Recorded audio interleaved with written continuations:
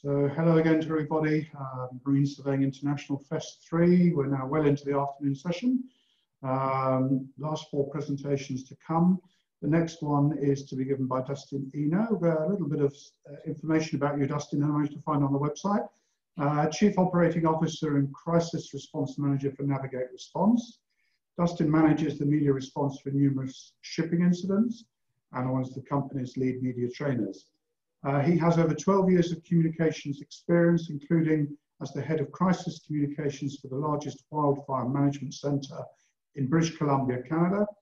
In this role, he managed media and social media relations for destructive wildfires and property loss, routinely filling the information officer role in the incident command system. He specialises in crisis reputation management, and while at the London School of Economics, he developed computer models for tracking reputation in the online and print media. Dustin's going to talk about the Wakashio disaster and how the crisis communications around that disaster could have been better handled. I'm sure you don't need me to tell you about Wakashio. It's one of the most high-profile cases for some time. So without further ado, over to you, Dustin. Thank you very much, and thank you to everyone who's joining. It's a pleasure to speak with you today as part of your day-long session. I will leave some time at the end for questions and very much welcome discussion. Obviously, these sorts of issues can sometimes be hot topics, so it's great to get a little bit of discussion. The Wakashio was one of the most high-profile oil spills of recent time in our industry. Whether it should have been or not is another question. It wasn't a particularly huge quantity of oil, and some would argue that in many aspects it was actually dealt with relatively okay. I'm not here to comment on the operational part of it. I want to make it completely clear that I was not on scene. I was not in Mauritius, and we were not contracted in any way to work on this case. So everything that I'm saying is as an outside observer, is as an outside expert who watched the media coverage unfold just as everyone else did, perhaps with a more analytical eye, but I was seeing the same information.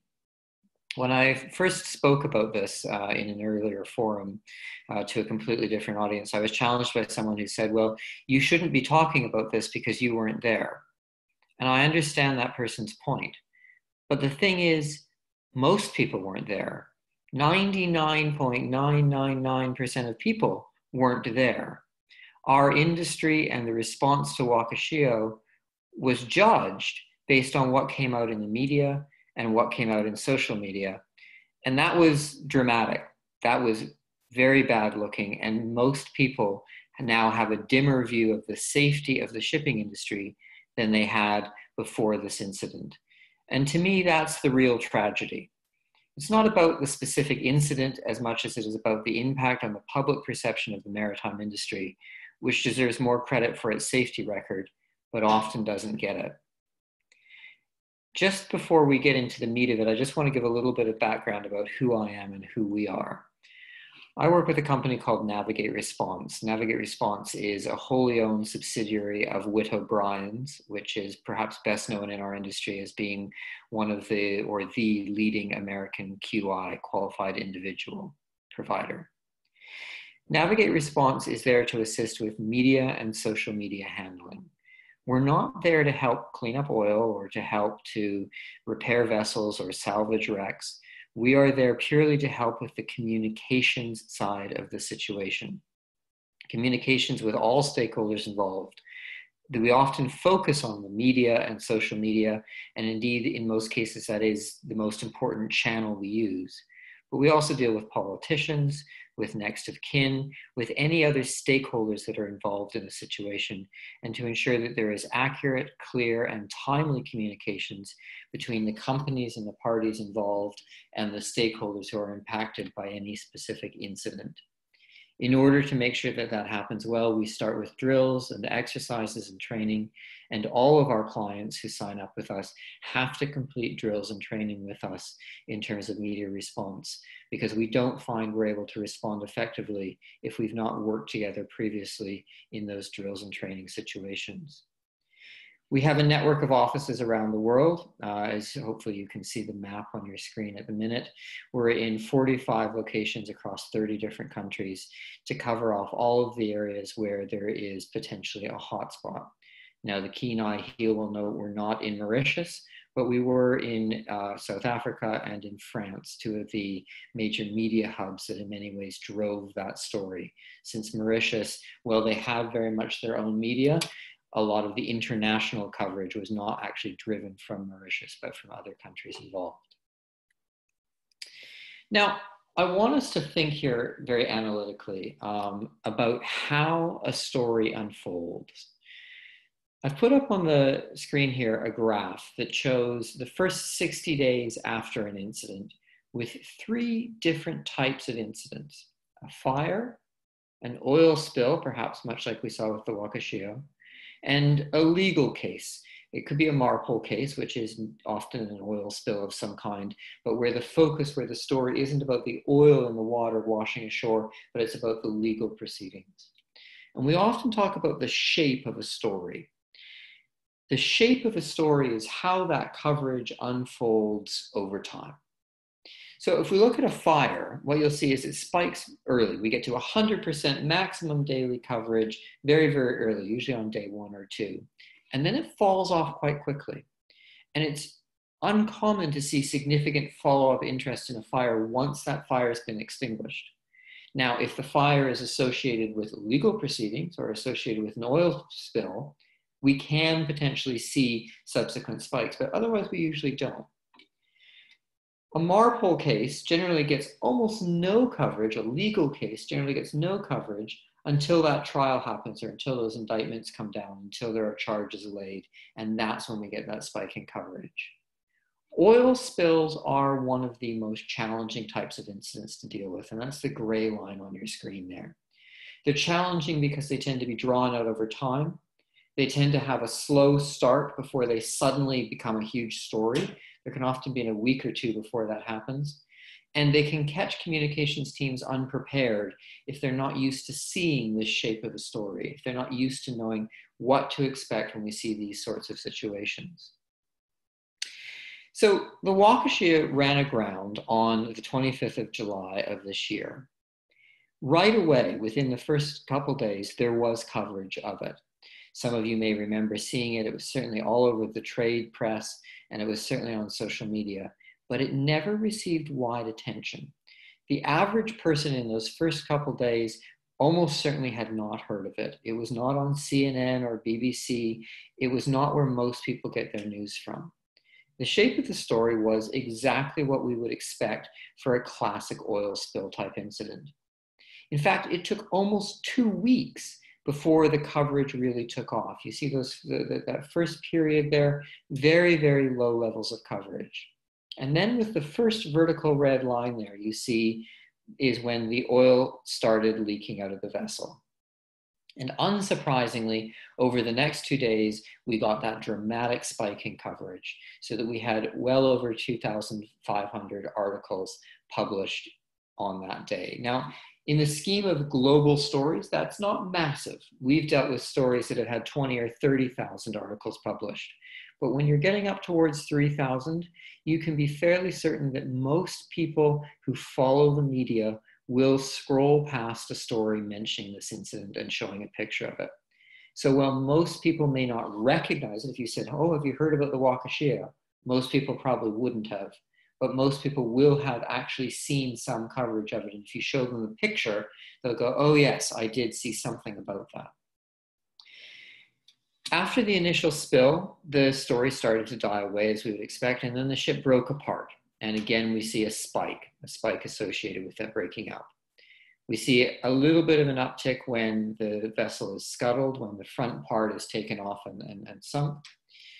We get a much, much bigger spike when the dead dolphins, and there was actually a couple different periods where dead dolphins washed ashore. And I don't know whether it's been conclusively proven that that was associated with the spill or not, but that was certainly the conclusion that was drawn by most of the media and certainly the social media community. It's worth noting here that when the tugboat sank, not directly working with the Wakashio, but a tugboat that had been working with her. When she sunk, there was a small uptick in coverage, but far, far smaller than when the dead dolphins washed ashore. And this is something that I'm sure you've heard remarked on before, but it is troubling. The media cares more about dead dolphins than they do about 3 seafarers. Tragically, coverage related to human fatalities in our industry is generally less than it is for pollution. And that's, I think, wrong, but it is a reality. And I think it comes back to the pictures, and I think it comes back to the dehumanized nature with which people who work remotely is often seen. People we know, we care about them when they die, but when someone in another country, when someone at sea dies, most people pay very little attention to that. We then saw a spike here with some protests, and that's a really important development in the story. There was a lot of anger within Mauritius, and still is a huge amount of anger within Mauritius in terms of how the government and the companies involved and the other agencies that became involved in the situation handled it. And there were enough so that we saw major protests in the street. Not something you see often with a maritime situation. So my thesis is that this situation was not well handled. We were always going to have a challenge. We were always going to see significant coverage. Anytime you have black oil in a turquoise lagoon, anytime you have dead wildlife, you're going to see coverage. But coverage doesn't have to be a bad thing. Coverage becomes a bad thing when that coverage isn't managed well, when the timings are wrong. And I want to unpack some of the lessons that I think everyone in our industry should learn so that we do a better job next time and make sure that people understand that while accidents happen, there's much to be celebrated about the response and the safety of our industry. So one of the first questions you have to ask yourself when you're responding to any incident from a media standpoint is, are you going to be reactive? That is, don't say anything until a journalist asks you a question. Or are you going to be proactive? Are you going to send out a press release? Or are you going to announce your own incident? Well, reasonably, most shipping companies, when they've had an incident, don't want to announce their own incident. No one wants to tell the world we've had a mistake. And that's understandable. And I'm not even going to suggest that that's wrong. It's about choosing the right strategy and being ready to adapt.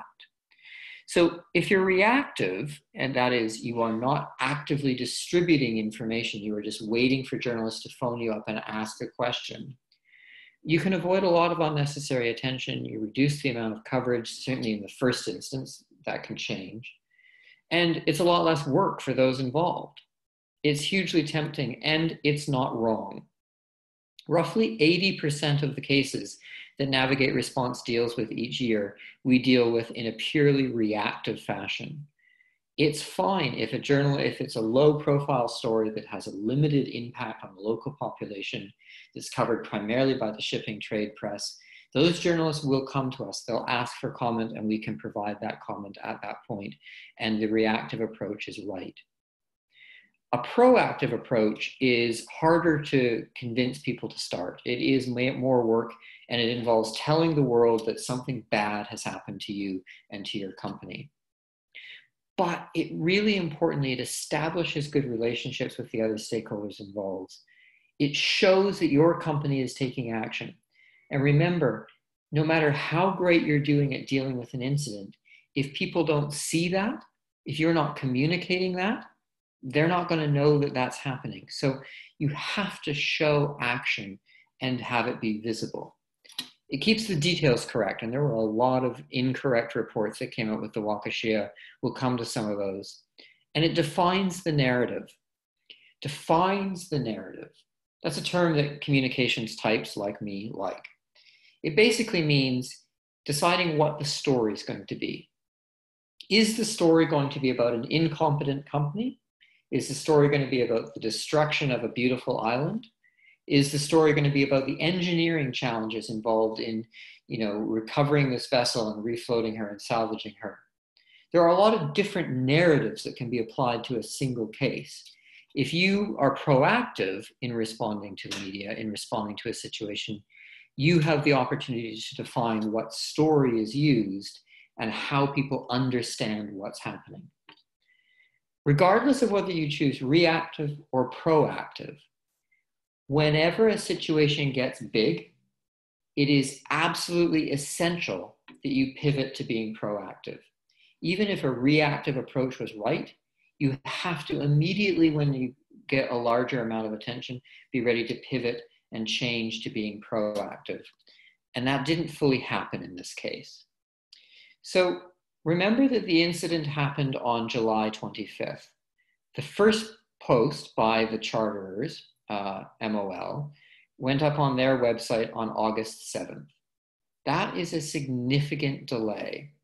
Now again, they may have chosen to be reactive, but they needed to adapt that strategy sooner than they did because it was gathering steam before they chose to engage.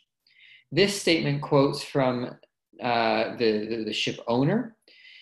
The ship owner posted their own statement, which went up a day later on August 8th. The statement was posted only in Japanese, but did include an automatic translation function to 4 different languages. But critically, it did not include a version in the language spoken by the local Mauritian people. It didn't need to even be a local dialect of French. It just needed to be in French, but it wasn't. From this early misstep here, they took too long to communicate, so that the narrative had already built that the companies were ignoring the island, the companies weren't doing enough. And then when they did communicate, they didn't communicate in a way that showed that they were focused on the local community. It didn't show that they were focused on that local population. The whole reason that we as Navigate Response have a global network is so that we can always bring to bear a local response when that's required. Because if people don't feel that they're being listened to, they tend to react far more negatively if it's coming from a foreign company than if they're being communicated with in their own local language. It's understandable. So what was the coverage? So on August 10th here, Mauritians use homemade barriers of straw, tights, and hair to try and stop the 1,000-ton tanker oil spill, destroying beaches. Claims that the government ignored them for 2 weeks. The companies ignored them. They were banned from cleaning up. These were the headlines. This is the Daily Mail here in the UK, based on a report from AFP, which is one of the major news wires. These were the stories that went round the world. Again, presenting this image of a company that wasn't responding. And the image is fair because even if the company was responding, which I believe that they were, if it took them 2 weeks to tell anyone that they were responding, it's little wonder that people feel this way. Similar sort of coverage, they're using their dramatic pictures. We see people in the oil, that idea of people cutting off their hair to build booms. Nothing is more desperate than the idea that I'm going to cut off my hair to protect my home from the oil from this foreign vessel. That is a great story for generating public outrage and public anger, and is a story that should have been avoided by communicating more early. Now, I don't want to be too hard on the parties involved. The company involved here, the ship owner in this case, they're a low-profile company, but they recognized eventually, I would argue too late, but they recognized eventually that they did need to grip the situation, and they held a press conference. We're going to come on to that in a second. They also recognized that they needed to hire someone to deal with the situation outside of Japan, and they did so. But I don't think that they did so early enough, nor do I think the companies involved were nearly active enough in gripping that situation once the coverage started to take off. Now, I've focused on the idea of the language. They didn't do it in the local language. They also didn't act like they should have to connect with the local population. This was a scene from the press conference. It's incredibly Japanese. There is absolutely nothing wrong with that. And for a Japanese audience, this was exactly right. If a Greek company or an English company or a German company had an incident in Japan, they would absolutely have to hold a press conference like this, where they bow, where they show apology, where they focus on remorse. But was this the right tone for the Mauritian people? the Mauritian people who have a very different culture and expect to see a very different response? I don't think so.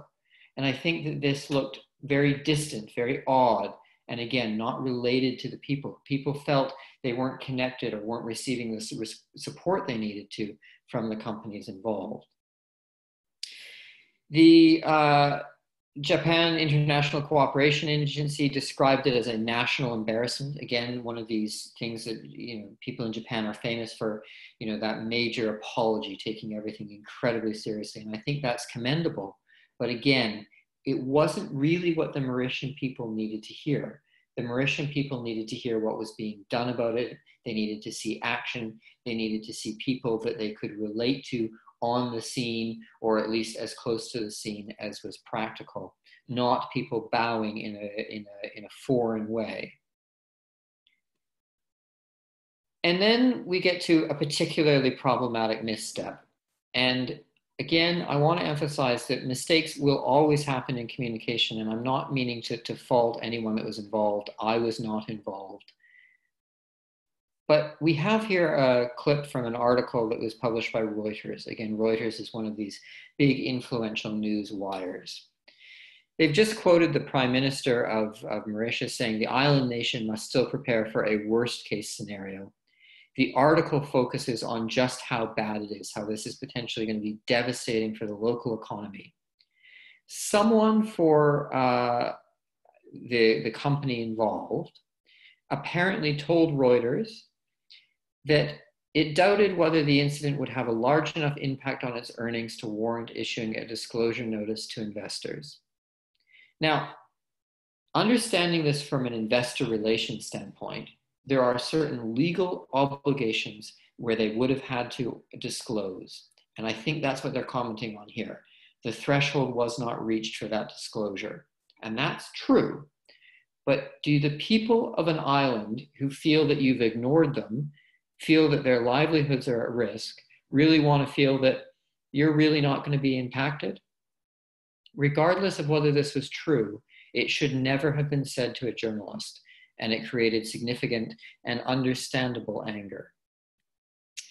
Now, the other thing that happened, and another thing I want to focus on, is the facts.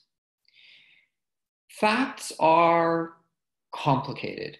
We've seen in America the whole idea of fake news and true facts and all sorts of other nonsense. I'm not even talking about that level of debate over truth. I'm just talking about getting the facts of a situation right and being consistent with how they're communicated. If a journalist gets a fact wrong, in this case here, it was widely reported that the vessel was a tanker. Tanker ship, MV Wakashio, a tanker leaking tons of oil. Now, we all know, just from looking at those images, and indeed from paying half a moment's attention, that this is not a tanker. She was indeed an unladen vessel. Tankers spilling oil are far scarier than dry bulk vessels spilling some fuel oil. But this is what the media reported. Now, is this the media's fault? Maybe. If we look at the statements, from the companies involved, it did clearly say that she was a bulk carrier, that she was, not a tanker. But these statements weren't being pushed out actively. Very little effort, as far as I can see, and I cannot say for sure what happened behind the scenes, but in terms of what I could see, very little effort was taken to engage with the media, to communicate with the media, to talk about the facts. So while it's justifiable and understandable to say, why would the media call it a tanker? It's not a tanker. At the end of the day, I think it's our fault. Our fault as an industry and our fault as the company specifically involved in this case for not doing a better job of educating people who, let's face it, don't know our industry inside and out, and will assume that any large vessel spilling oil is probably a tanker. So part of it was just being proactive, pushing that information out. But the other part of it was about coordinating that information. So why did the vessel run aground? Why was the vessel close to shore? Early on, it was reported by some investigators that the vessel sailed near the island seeking Wi-Fi. Now, I'm going to assume they didn't mean Wi-Fi, they probably meant cellular connection, because Wi-Fi doesn't go very far at all. So let's assume they actually meant cellular connection. So the investigators say this publicly. They announce this, and it's widely reported in the media. The local police then turn around and, having heard this, directly contradict that claim, saying, well, the vessel wouldn't have needed to come so close to shore to get a signal. So which is it? It's not actually the specifics here that are important. This was not a defining issue in terms of how people felt or how angry they were. The issue was the inconsistency. If one group that you're supposed to trust says one thing, and another group that you're supposed to trust says another thing, then even when they do agree eventually, your trust in the experts, your trust in the people who are supposed to advise on how to clean up this oil has been eroded. It's essential that the messaging be coordinated, even though that's incredibly challenging when there are many, many parties involved. And this was the classic case of a huge number of different groups, from the salvors to the scientific experts to the IMO, to Japan, to the local population, to environmental activists, to the government, to the opposition parties. There were a huge number of parties involved in this case. And coordinating all of those parties is always going to be incredibly difficult. And I don't mean to underestimate that for a second. But it could have and should have been done better. Within the UK, we have a system for dealing with incidents. Some of you may know it as the SOSREP system.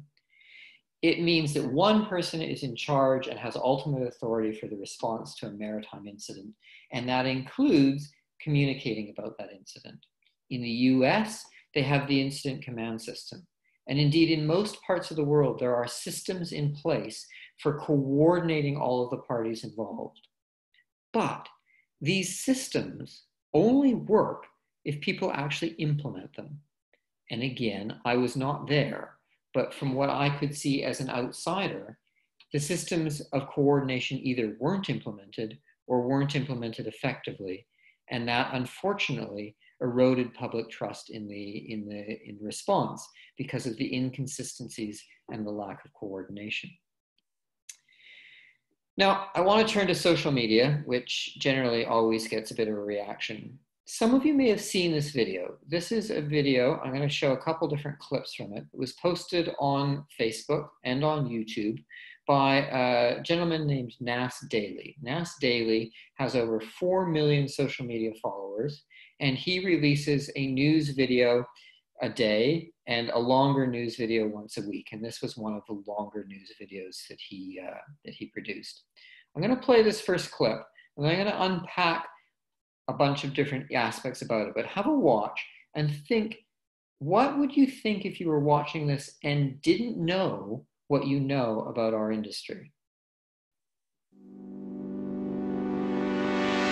Guys, come, I want to show you something. 3 hours away from me, in that direction, there is a ship that broke and spilled oil in the ocean in Mauritius. 7 hours away from me, in that direction, there is a port in Beirut that exploded, killing 150 people in 1 week. 2 tragedies happened. There are many reasons for them, but today I want to focus on just one. Ships! They are more dangerous than we think. Ships. They are more dangerous than we think.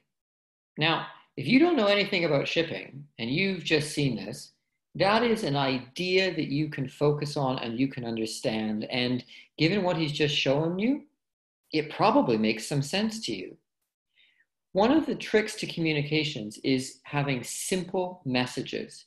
Think about politicians who manage to mobilize large numbers of people. It's always an incredibly simple message.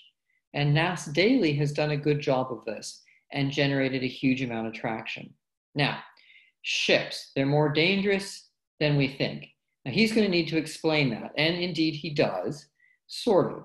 Let's listen to his explanation. Let me explain. In today's world, if I want to own a ship, the process is too easy. First, I buy the ship. It can be old, it can be used. Then, I start a shell company. I put the ship under my company and I register the company in a foreign country that I don't live in, like Panama. And just like that, my ship is legal. I can sail in the ocean, I can avoid taxes, I can ship anything I want. And if I don't care about safety and my ship crashes and destroys nature, it's not my responsibility. It's the company's responsibility that I registered in Panama. So good luck trying to sue me.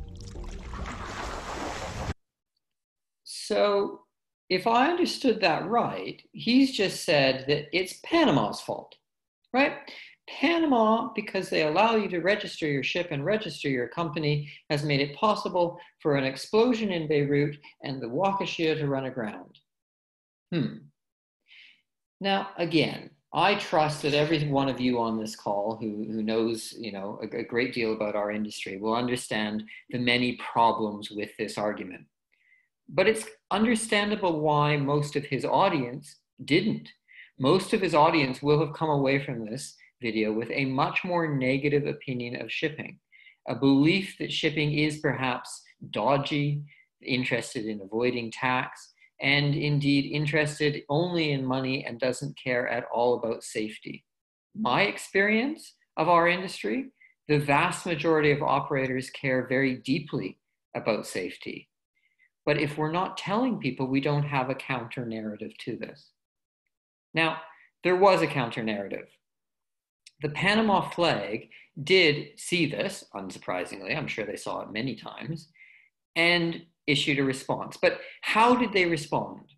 Well, I focused on the coverage here in TradeWinds, but it was picked up in other places.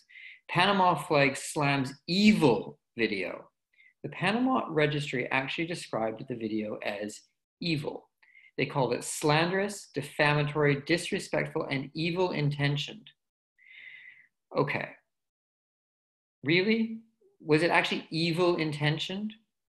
I think we can have some debate about it, but even if it was evil intentioned, it shows a total absence of knowledge about what the regulations are and what the worldwide shipping industry is.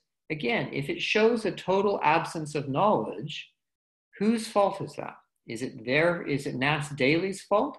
Or is it our fault as an industry for, again, perhaps not doing enough to have communicated earlier on? This video didn't come out till a month after the ship ran aground. There was time to have communicated far more effectively. I think it's worth also pointing out that the Panama Registry's statement that ran to 3 pages saying, again, calling this video evil, waited until almost halfway through before they expressed any regret or any condolences or any concern or sympathy for those who were impacted by the spill. It sounds like I'm criticizing the Panama Registry, and certainly if I had been involved, I would have recommended doing it differently and adopting a different tone. But I think it's also worth drawing on the idea of who their audience is. When they issued that press release, when they issued that statement saying how evil this video was, who were they speaking to? Panamanians? Shipping folk? People registering companies in Panama? I think it was the first 3. I think it was all of those. I think they were trying to say, we are, standing up, we're taking a strong stand, we are indignant about what has been said. And I think to certain audiences that played well. It stood up as someone standing up against NAS Daily who doesn't know what he's talking about and is just out to make a nuisance of himself. But what's critically important here is that they did not effectively engage with anyone who is NAS Daily's audience. There was no attempt to educate. There was no attempt to communicate effectively about the fact that there are really good safety legislation that's part of flagging a vessel. There is guidance on this. There are processes. This could have been explained fairly easily, but again, it takes the time, and it takes our industry being more willing to speak up. I want to focus on one final sort of twist in this. And again, this is just a good reminder that everyone is potentially impacted by a shipping incident, even if that company is not involved. So again, I'm imagining most of you have read Splash 24/7. They're one of the maritime publications. They ran an article about the Wakashio. It's not important what that article was about in this instance. It's the comment section that I want to focus on. Someone going by the name Captain Manolis posted, "I guess the captain of Wakashio will be in high risk of being lynched, but Bernard Schulte Ship Management will not lift a finger to help him." Where's the whole connection to Bernard Schulte Ship Management coming from? BSM is not involved at all in this incident. They have zero connection to this incident, but no one is there necessarily to correct Captain Manolis. Hans, someone else who knows who he is, said, "Would you help someone who let you down?" But that's not correcting the fact that Bernard Schulte Ship Management is in no way connected to this incident. Captain Manolis posts again, "I see BSM as cowardly rats hiding behind their captain. What must say about it?" They're not involved. Again, he has his facts wrong. So someone responds and says, "Look, Mr. Manolis, BSM has nothing to do with the vessel."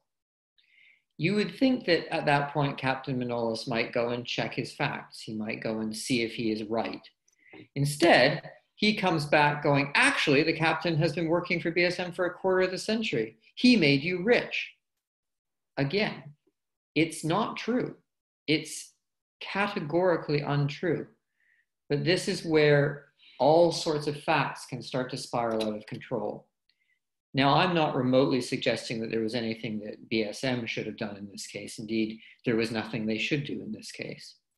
But they suffered because the companies and the organizations who should have been doing something and more firmly gripping the story weren't. And therefore, it was easier for misinformation to swirl around and for facts to become twisted or manipulated. So where does that leave coverage of our industry? Well, I don't know if you'll be surprised or not to learn that coverage of our industry, and by that I mean the number of articles that talk about the shipping and maritime industry, is up roughly 30% in 2020 from 2019. That did come as a slight surprise to me. A surprise to me because 2020 has been a year of massive stories not directly related to maritime. COVID-19 being the most obvious, but the US presidential election, fires in Australia, and lots of other ones that we can all think of. It has been a year in which the media has been distracted. And we have seen the impact of that. We, of course, deal with incidents on behalf of our clients all the time. And we have seen that the number of media articles covering most incidents is actually down this year. But on the whole, coverage of our industry is up 30%. So why? Well, part of it is the Wakashio. It was a big story, and as we started off by saying, it was one of the most high-profile oil spills our industry has seen recently. The Beirut explosion also got tied to our industry. We can debate whether that was fair or not, but it did get tied to our industry, and it was a big story. Those had an impact, and those certainly did increase the number of articles talking about our industry this year. But I'm going to actually suggest it's that third bullet I've got up on the screen here. And here is a ray of good news. The crew change crisis has drawn a huge amount of attention to our industry. Perhaps not as much as it should have, perhaps not as much as we would like, but it's drawn a huge amount of attention, and most of it in a very positive way. You may remember at one point there was, the clap for carers or clap for first responders. The maritime industry responded with vessels in port blowing their horns for, to raise awareness. That got a huge amount of attention and widely positive attention. I think for the first time in many years, there's been a recognition of the value that seafarers and that our industry bring to the economy and the importance of the transportation that is provided. So there's some good news there, and that is the #1 driver of that 30% increase in coverage. So I'm going to take that as a win amongst the other perhaps more negative elements of it. Now, to wrap up, there were, in my opinion, some fairly significant media management errors that occurred. The companies involved, the governments involved, the agencies involved did not grip the story the way they should have and did not communicate as effectively as they could have. Again, I want to highlight that I'm not saying that anyone could have done it perfectly. There's sometimes said that no plan survives contact with the enemy, and there's some truth to that. But I think there are some simple takeaways, 6 simple takeaways that could have made a big difference and that I hope will make a big difference in future situations. First of all, start communicating earlier. It doesn't mean you can't be reactive. As I said, 80% of the time we are reactive. But switch over to being proactive far more quickly when it becomes clear that a story is building. Work on coordination. It's not always easy. It's never going to be perfect. But make sure that as much as possible, the organizations that are going to be communicating are talking to each other and are clearing the statements. I should see the statement that's going to come out from the salvor, the statement that's going to come out from the investigators before it's released, and they should see the statement that I'm going to release. It doesn't mean that we can veto it, but at least we know what the other parties are going to say. It's coordination. Show empathy that's targeted at the local community. Don't be too culturally centric. And I will be the first to say that the English, the North Americans, can be incredibly culturally centric, far more than many others in many ways. And so I'm not criticizing the Japanese in this case, but no matter where your incident happens, make sure you're communicating in a way that is empathic and relevant to that audience, not to your home audience. Correct blatant inaccuracies. You need to be monitoring what the media is saying, monitoring what social media is saying, and be able to step in and correct things when they get it wrong. Never make yourself a victim. Don't ever focus on yourself. It's always about the other people who've been impacted. And social media, one of the big challenges, but it can be engaged with more effectively. But we cannot call social media influencers evil intentioned. That is not going to be an effective way to engage with those social media audiences. So lessons that can be learned. We're not going to get it perfect the next time, but I hope in future we can do a better job of engaging with our ultimate stakeholders, the general public. Thank you very much for your time and attention, and I would be delighted to answer any questions or discuss any points that might be of interest. Thank you, Dustin. Wow, thought-provoking. Really interesting, and I think it highlights lots of things. I mean, we're all a little bit suspicious, I think, of social media. It can come back to bite you in the bum, to use that phrase, unwittingly sometimes. But what you showed there was a classic example of someone who just had wrong information, and nobody seemed prepared instantly to check the facts and so on. It's very difficult, social media, it really is. So talking about my own colleagues here, 10 of us in the office, I picked this up right at the start, pretty much as soon as the incident happened. None of my colleagues saw or heard about it until somebody said, have you seen there's some whales washing up dead in Mauritius and some dolphins? And I said, oh yes. And I said, have you not been following the news? No, they said. So that again proves the point, doesn't it? That it's that emotive thing. Some animals are involved, and The story about the tug and the guys dying on the tug, very sad, but that got very low profile by comparison. So I wholly endorse it.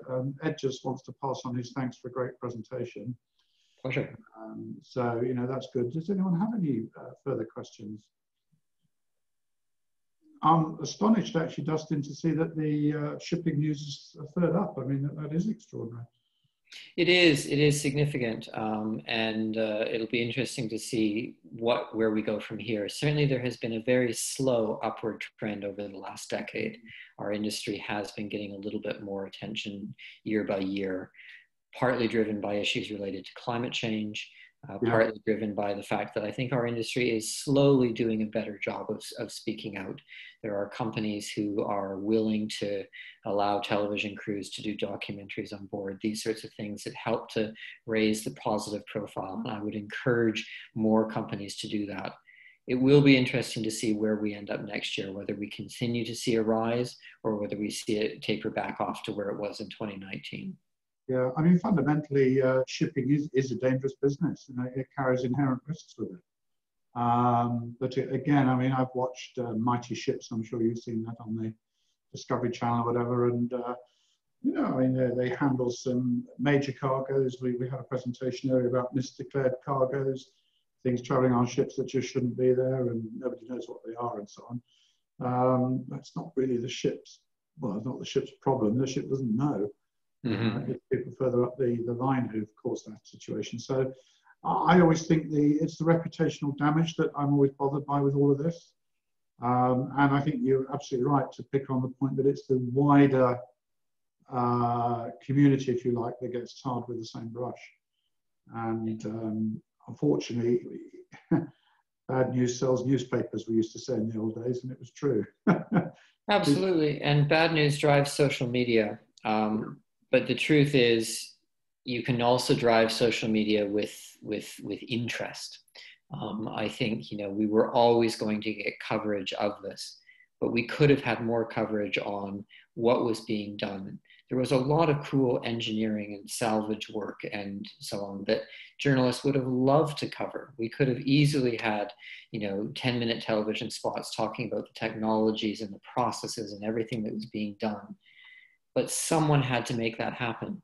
And sadly, in this case, and indeed in many cases, it's not unique to this case, that opportunity to talk about the great stuff that we're doing is lost. And instead they focus on the tragedy of, you know, people ripping their hair out to make booms. And that's, of course, always going to sell newspapers. Yeah, absolutely. Dustin, fantastic. Thank you very much indeed. And thank you for giving up an hour of your time and putting your presentation together. Really much appreciated. And I'm sure those who watch this on catch up will find it equally fascinating as well. So many thanks to you, Dustin. An absolute pleasure. It's been great to speak to all of you, and I wish you the very best with the rest of your day-long event.